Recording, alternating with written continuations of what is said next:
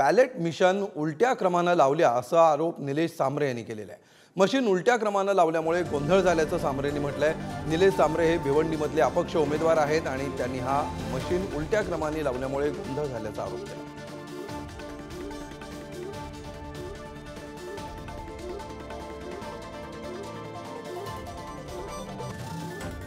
आता तर माझ्याबरोबर वंचित बहुजन आघाडी, प्रहार आहे, सकल मराठा समाज आहे, कुणबी एकीकरण समिती आहे।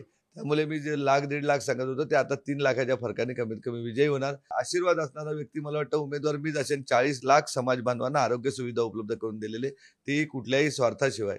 त्यामुळे समाज हा पूर्ण बरोबर आहे। आपण बघितलं असेल प्रचार रॅलीमध्ये 2-2, 3-3 वाजेपर्यंत समाज बांधव लहान 4-5 वर्षाच्या मुलापासून 100 वर्षाच्या आजोबापर्यंत प्रतीक्षेत असायचे की आपला माणूस येतो।